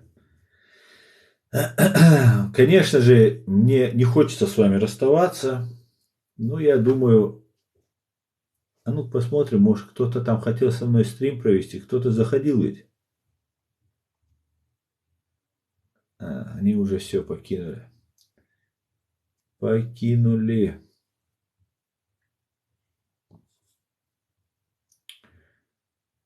Покинули. Это что, вопрос, отвечать на вопросы от зрителя.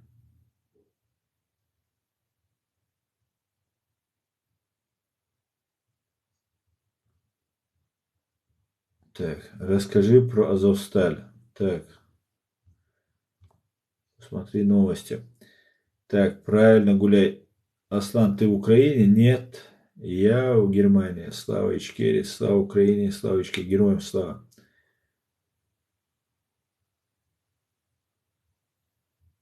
Ассаламу алейкум. Где-то можно ли использовать паспорт Ичкерии? Нельзя его использовать.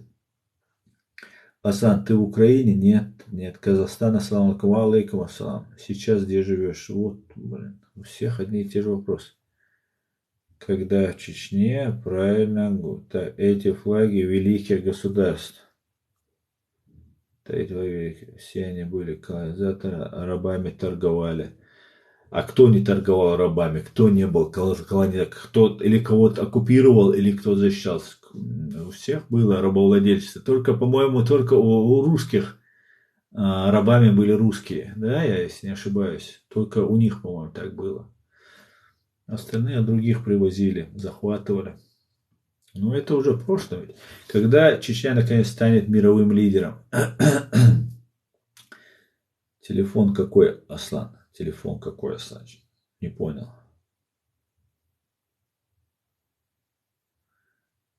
Не понял. Салам, брат, от Грузии.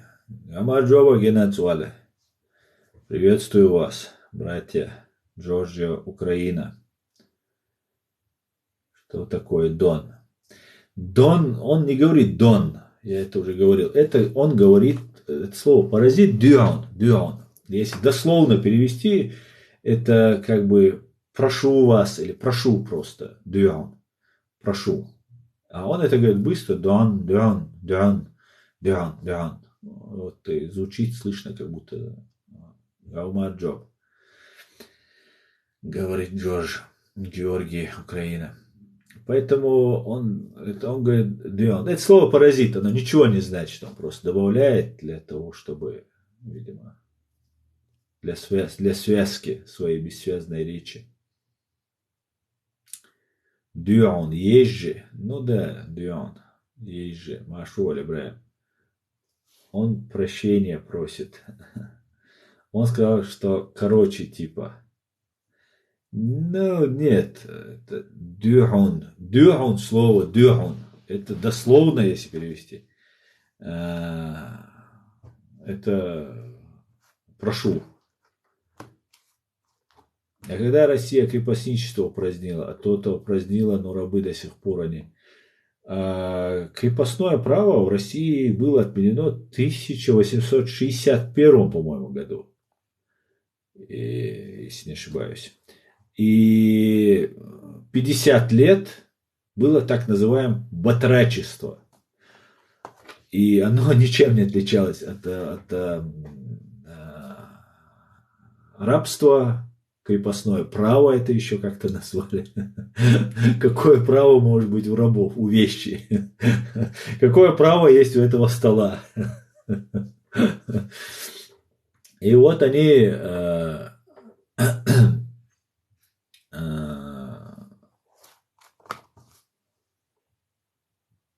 лишили, раньше, когда они были рабами, у них была земля, где они работали, и похлебка всегда. Ну, дом, в котором живут, и похлебка. Потом, когда они стали батраками, когда уже батрачество пошло, освободили всех, свободу им так называемую дали, но не дали никаких условий для того, чтобы эти люди жили. И они у своих же хозяев оставались, но уже были, ну, как бы не рабы. Просто нельзя было продавать. Тоже право первой брачной ночи замужества оставалось. и унижение, оскорбление и так далее. Плюс вы работали, вам давали похлебку, теперь вам просто не дают похлебку. Вот и все, вот вся разница была. И люди оставались теми же рабами и работали за похлебку. Это большая, на самом деле, трагедия русского народа, которую нужно осмыслить. И ведь после того, как отменили крепостное право, вот это батрачество продлилось несколько десятилетий, и потом началась Вторая мировая война. Я, может, ошибаюсь, не в 61-м, напомните, в каком году? В 61-м или в 91-м отменили, в 891-м или в 61-м отменили крепостное право. Ну, потом началась революция, и вот эти необразованные люди, которым рассказали, что коммунизм, да, когда есть все, нету преступности, коммунизм, вот это подразумевал. Нет денег, вообще нет, заходишь в магазин, все бесплатно, в 61-м, да.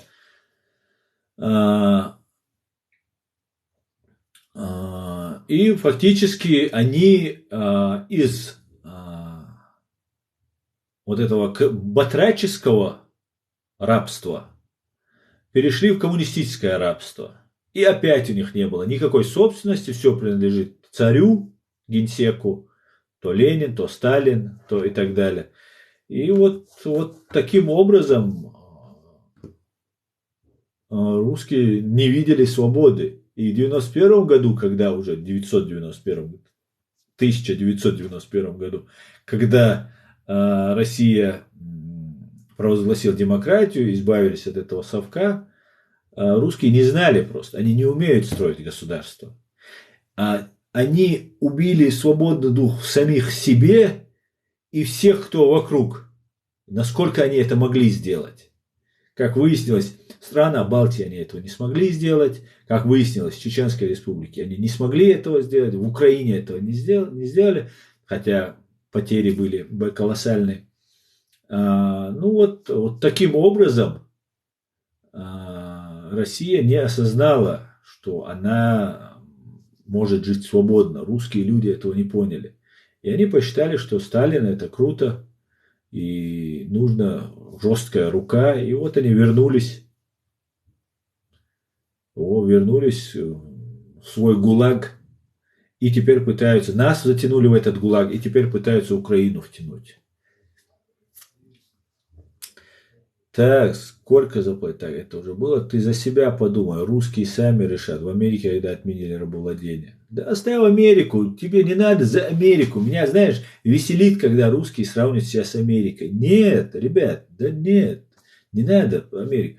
Сомали. Даже Сомали круто.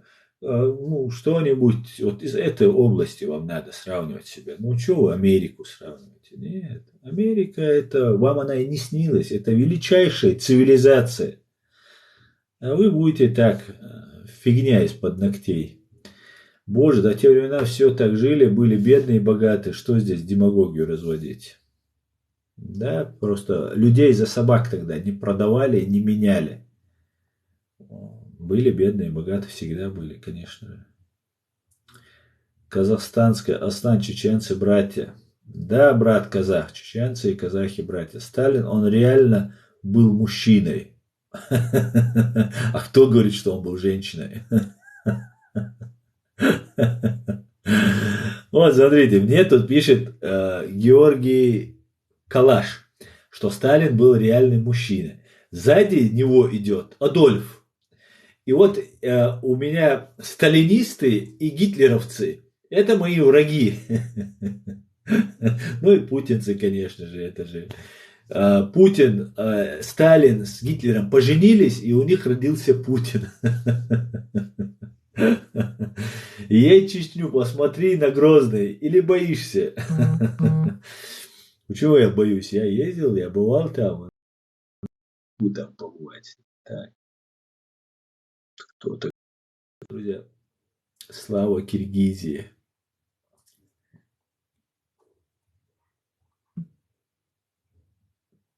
Так, салам алейкум, брат, Чечения, братья. Ва алейкум ассалам. Приветствую. Так. Кто тебе плохого сделал? Путин. Видите, всплыл человек с ником Рава 88. 88 это Хай Гитлер. Это человек, которого убивали гитлеровцы, его отцов, дедов. Он теперь поддерживает вот эту идеологию. И вот эти сталинисты и гитлеровцы, они вот не любят вот этот флаг и вот этот флаг.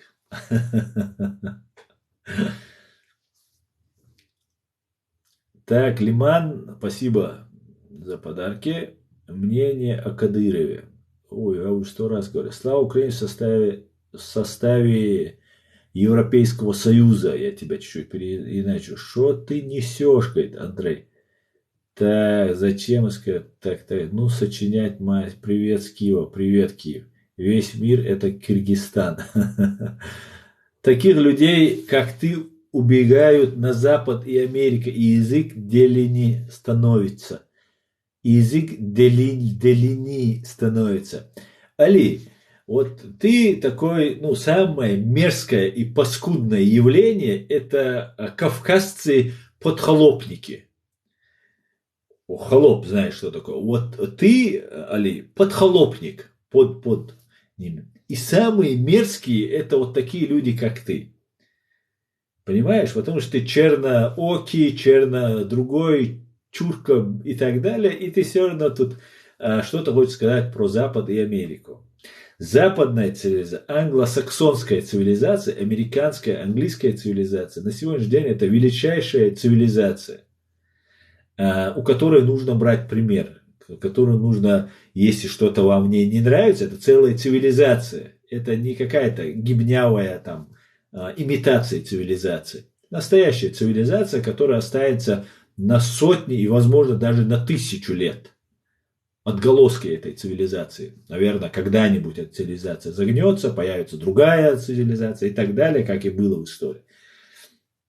Поэтому, но что меня удивляет вот вас, вот в этих подхолопниках, вы даже на своем хозяйском языке, на холопском языке написать не умеете. Научись, язык длиннее становится и так далее.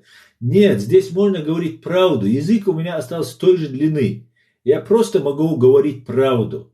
Правду о том, что вы убили, фашистская Россия убила 30% наших граждан, в том числе и наших русских, среди которых 42 тысячи детей. Что на протяжении 4 веков, а возможно и больше, вы убиваете нас только лишь из-за того, что мы не хотим с вами жить. Вот подхолопник, Али, ты живи, лежи под холопом. Но мы не хотим, а нас за это убивают. Вот что самое печальное дело.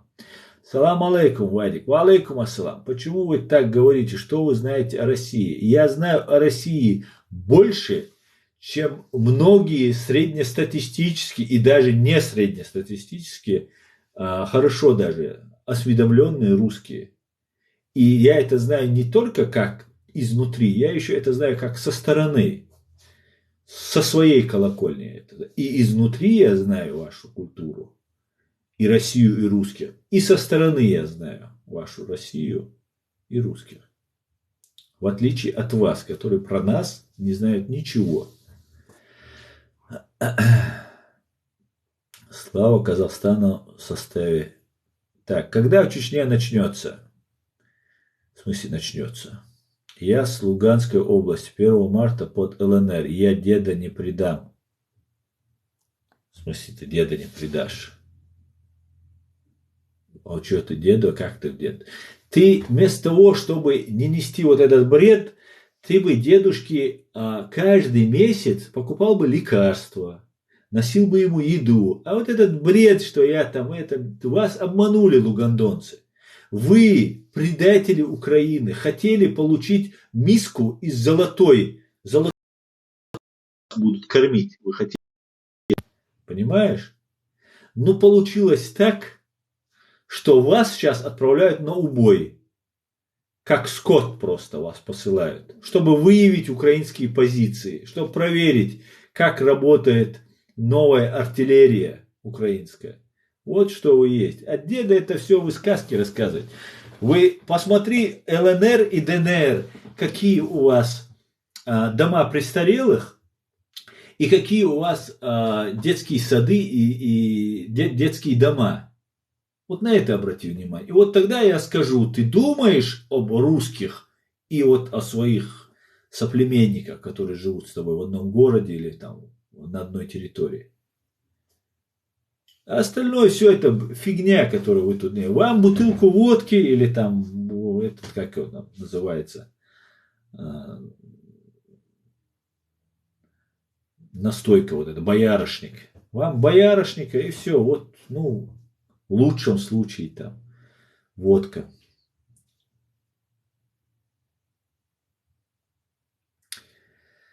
Так, я за великую победу. Я тоже за великую победу над фашистской Россией. Слава Богу. Так, ассаламу алейкум. Я и сказал ассаламу алейкум, ассалам. Так, ты грунин, ты грунин. Оставь свою демократию при себе. Алейкум. Да я же оставляю при себе. Я что, к вам зашел? Я у себя сижу тут, разговариваю, вы тут зашли. Не хотите демократию, хотите жить под монархией, где КГБ будет неодворянство, не волнуйтесь, они вам это уже организовали, и вы так и будете жить. Я за мир, брат. У нас 44-го война была, Украина нас поддержала. Почему я должен их поддерживать? Дедик Дойль очень рада видеть, что настоящие наши люди поддерживают Украину. Да, Люзель, Буниша. Свободная Ичкерия, иншаллах. Путин или Ельцин убивал. Фашистская Россия. Путин, Ельцин. Ельцин был окружен гибнюками. Путин сам гибнюк и окружен гибнюками. О чем? Какая разница? Ни изнутри, ни изнаружи. Ну ты, Михаил, писать научись для начала. Артурка, что ты? Так, привет с Киева. Витаю, Киев. Еще один герой. Ты вообще ничто не знаешь про Россию. Да-да. Когда Россию поделим? Ну, дед терпел и ему велел. Он про это имеет в виду, наверное. Настоящий чеченец. Так, спасибо, Анатолий. Так. Ну ты, да, мои снаружи то же самое. Что ты несешь? Так, Дмитрий Кайзер. Ахмад Сила говорит. Дима, ты тоже подхолопник? Царские погоны не украшают кавказскую одежду. Абсолютно, Вася. Артур, так, добрый вечер. Добрый. Ассаламу алейкум. Аллах да борца бойлой. Ва алейкум ассалам. Амин. Салам алейкум. Почему говорят Ахмед Сила? Потому что Ахмад Кадыров это агент КГБ, и они тем самым хотят чеченцев ввести на путь предателя. И все, кто говорит Ахмад Сила, подразумевая Кадырова, Ахмада, те одобряют предательство. Этим людям нет веры не только со стороны чеченцев, но и любых других людей. Потому что если они предали свой народ, свою нацию, то они с удовольствием предадут другого. Когда Чечня встанет? Чечня никогда не садилась, она стоит. У меня еще нету паспорта ЛНР. Молодец, сделай себе. Аслан, когда чекушки нету, они пьют одеколон. Да, точно. Все верно, плохо не до всех доходит. Приветствую, привет, слава Ичкерии, слава Украине, живи Беларусь. Героям слава. А Бомбас 8 лет бомбят. Да, 8 лет. 8 лет бомбили Донбасс. Представьте, 8 лет эти укрофашисты бомбили Донбасс. И он даже отдаленно не напоминает Мариуполь, который бомбили месяц-два. Просто представьте для сравнения. Или Грозный, который они тогда зачищали. Завещание написал, говорит, Абрек. Конечно, и застраховался на 3 миллиона евро, не волнуйся. Половина уйдет на наше общее дело, поверь мне. Ассаламу алейкум. Ва алейкум ассалам. В чем правда? Правда в правде. Путин рулит. Слава Украине в составе Великого Европейского Союза. Спасибо вам за подтримку Украины. Не за что. Путин самый лучший президент, Сергей. Ну ты лох, Сергей. Вот такими лохами Россия и славится. Слава Украины. Ассаламу алейкум. Аллах дал борца, бойлой, гладиатор. Ва алейкум ассалам. Амин, амин. Салам алейкум. И что, почему так? Ахмад давно могила. Как он может быть силой? Я смотрю, как ты такое в лицо скажешь русскому. Что именно сказать? Вот все, что я говорю здесь, я говорю и скажу любому. Любому в лицо. И русскому, и не русскому. А что? Я что-то говорю неправду или я кого-то оскорбляю? Я говорю правду. Извините, что она вас так задевает. Кадыров, Донгой, что это? Добрый вечер, добрый. Подруга, твоя рубате что-то притихло. Бибищ, бибищ. Бибищ, а я и он, бибищ. Ночью, уй, красава. Русское слово Путин буду так. Вы откуда это знаете? Что знаю? Откуда? Салам алейкум, алейкум. Добрый вечер. У вас очень приятно слушать. Спасибо за благоразумие. Елена. Пожалуйста, добрый вечер, Елена. Привет из Англии. Привет, Англия. Правильно говоришь, брат. Кадыровцы предатели. Абсолютно. Ичкерия будет свободна. Да. Ты не чечен, говорит Сергей. Да, я не чечен. Я нохчи. Байден сила, кричат чеченцы. Иван, ты смотри, перед кадыровцами не скажи чеченцы. Он тебя порут. На глаз знаешь, куда натянут. Сам знаешь, куда натянут. Зайдет украинская и будет свободные народы. Да, правда истина. Истина это мир на земле. Здравствуйте. Кто говорит, что Россия проиграет, тот не знает ни Россию, ни ее историю.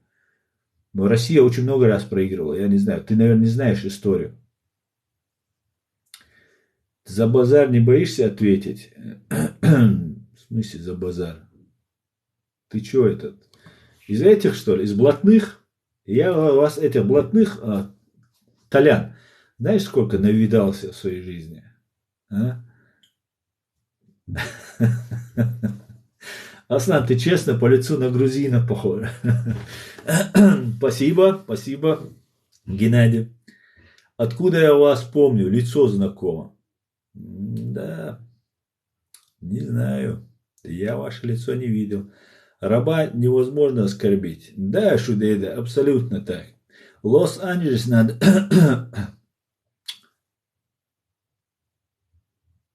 Да сколько у вас таких уже было? If you are not Russian, so why you speak Russian? Spricht du Deutsch? Spricht неправильно писал. Бисен. Алейкуса, Аматила. Если бы выиграли, то за неделю бы Польшу дошли, а они ни на метр не продвинулись. Так, это не мне. Ты прав, вы не чечен, а чеченец, настоящей ночи. Да, Бураши, я настоящей ночи. Чеченец. Аслан, салам алейкум. Ва алейкум салам, Казахстан. Слава Украине в составе Европейского Союза. Ночи подробнее, если не сложно. Что именно, Геннадий, подробнее?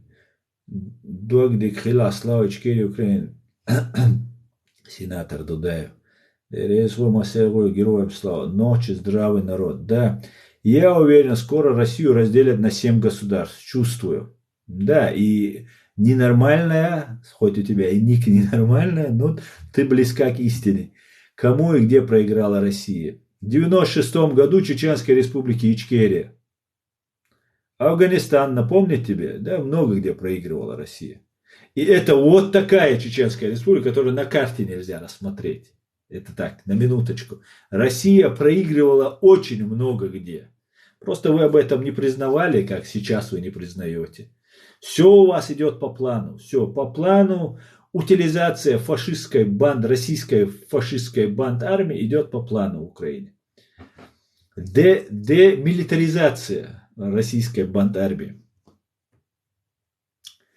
Опа, саратовский блатует, феню знает. Да. Добрый вечер всем. Привет. Да, вон финны дали прикурить. Ты не нохча, говорит. Русский от Руси, россияне. Ассаламу алейкум. Сидишь где-то за бугом, обвешался флагом и болтаешь ночь. Да, и вам это не нравится. Свободный народ никогда не пойдет перед рабской Россией.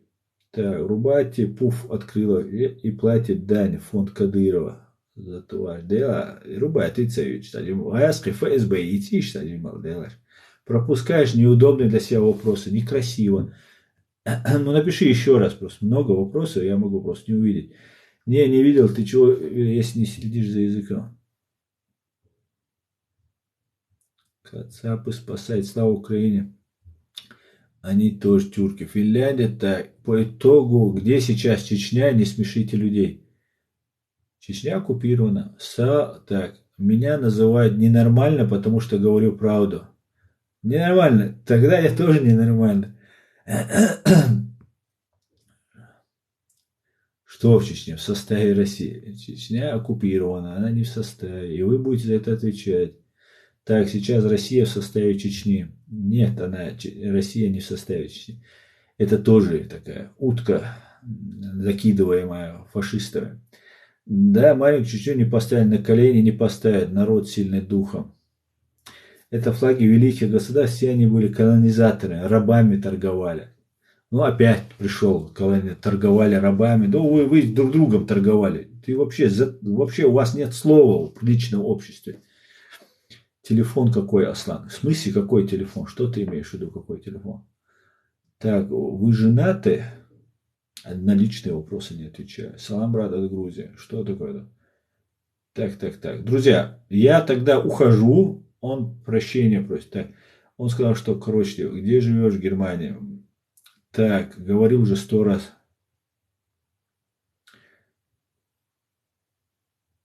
Так, я, по-моему, не так. Я это перемотал, оказывается. Спасибо, что поддерживаете. Через 3 часа на канале Реалити в YouTube, который, кстати, запрещен на территории фашистской России, вы сможете увидеть мой стрим на чеченском языке. И подписывайтесь на мой канал в YouTube, канал Реалити.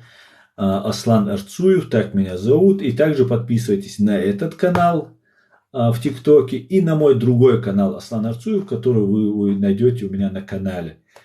Ссылку на мой другой канал. Этот канал у меня тоже постоянно жалобы, атаки идут, и они пытаются всячески скрыть правду. Но правду не скрыть. Все будет Ичкерия, слава Украине. Всего самого хорошего, друзья. Адикюэль маш ойл. Господи, благослови Америку.